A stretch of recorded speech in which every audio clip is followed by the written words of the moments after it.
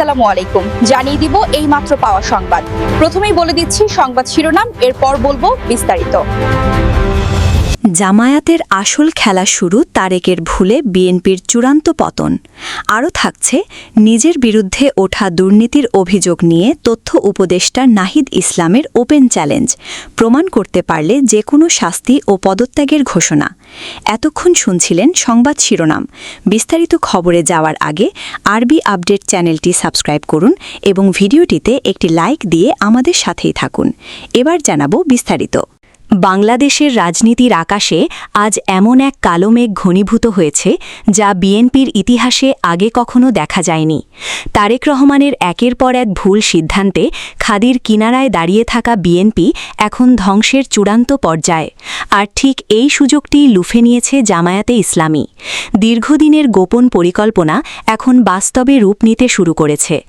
London থেকে আসা একটি ভুল বার্তাই কাল হয়ে দাঁড়িয়েছে দলের জন্য, যা ত্রিদমীয় কর্মীদের মাঝে বিদ্রোহের আগুন জ্বালিয়ে দিয়েছে।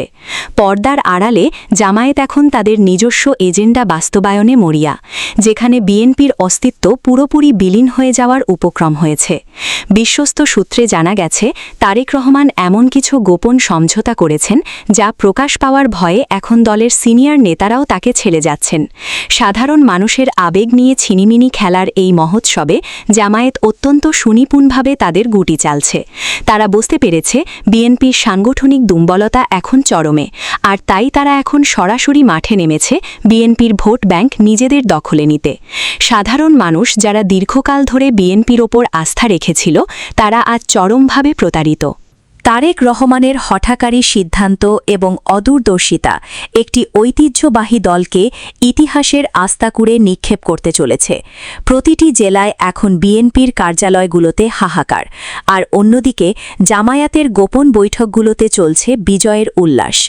এই মুহূর্তে বাংলাদেশের সাধারণ জনগণ এক চরম অস্থিরতার মধ্যে দিয়ে যাচ্ছে। তারা বুঝতে পারছে না কার ওপর ভরসা করবে। কিন্তু সত্য এটাই যে তারেক রহমানের রাজনৈতিক ক্যারিয়ারের কফিনে শেষ পেরেকটি আজ ঠুকে দিয়েছে তার নিজেরই নেওয়া কিছু বিতর্কিত সিদ্ধান্ত। জামায়াত এখন আর বিএনপির বন্ধু নয়, বরং তারা এখন বিএনপির আসনটি দখল করতে আসা এক চরম প্রতিদ্বন্দ্বী। রাজনৈতিক বিশ্লেষকরা বলছেন, আগামী কয়েক ঘণ্টার মধ্যে এমন কিছু বড় ঘোষণা আসতে পারে যা শুনলে পুরো দেশ স্তব্ধ হয়ে যাবে। বিএনপির পতন এখন আর কেবল সময়ের ব্যাপার নয়, বরং এটি একটি সুনিশ্চিত বাস্তবতায় রূপ নিয়েছে। তারেক রহমানের এই চরম ব্যর্থতা আর জামায়াতের এই গোপন মাস্টার প্ল্যান ঢাকতে এখন হাজারো নাটক সাজানো হচ্ছে। কিন্তু সাধারণ মানুষের কাছে সব পরিষ্কার হয়ে গেছে। যারা একদিন বিএনপির জন্য জীবন দিতে প্রস্তুত ছিল, তারাই এখন তারেক রহমানের পদত্যাগ দাবি করছে।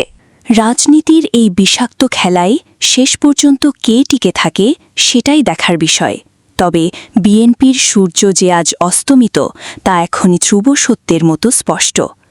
এই মুহূর্তে সারা দেশে এক থমথমে পরিস্থিতি বিরাজ করছে এবং সবাই কেবল একটি কথাই ভাবছে, এরপর আসলে কি হতে যাচ্ছে। তারেক রহমানের ভুলের মাসুল আজ পুরো দলকে দিতে হচ্ছে এবং এর ফলশ্রুতিতে জামায়াতের দীর্ঘদিনের লালিত স্বপ্ন পূরণ হতে চলেছে। আপনি কি প্রস্তুত এই চরম সত্যিটি মেনে নিতে? কারণ সামনের দিনগুলোতে বাংলাদেশের রাজনীতিতে এমন এক পরিবর্তন আসতে যাচ্ছে যা আপনি কল্পনাও করতে পারেননি। দলের ভেতর থেকে উঠে আসা গোপন রিপোর্ট বলছে, বিএনপির কেন্দ্রীয় কমিটির বড় একটি অংশ এখনই তারেক রহমানের নেতৃত্বের বিরুদ্ধে প্রকাশ্যে বিদ্রোহ করার চূড়ান্ত প্রস্তুতি নিয়েছে। আর এই সুযোগে জামায়াত পুরো মাঠ দখল করে নেবার পরিকল্পনা চূড়ান্ত করে ফেলেছে। এটাই কি তবে বিএনপির ইতিহাসের শেষ অধ্যায়, নাকি এর আড়ালে লুকিয়ে আছে আরও ভয়ঙ্কর কোনো সত্য? জানতে হলে সাথেই থাকুন। খবরের এ পর্যায়ে জানাবো, অন্তর্বর্তীকালীন সরকারের তথ্য ও সম্প্রচার উপদেষ্টা নাহিদ ইসলামকে নিয়ে এক বিশেষ সংবাদ। সম্প্রতি সামাজিক যোগাযোগ মাধ্যমে তাকে নিয়ে চলা বিভিন্ন আলোচনা ও দুর্নীতির অভিযোগের বিষয়ে অত্যন্ত কড়া প্রতিক্রিয়া জানিয়েছেন তিনি।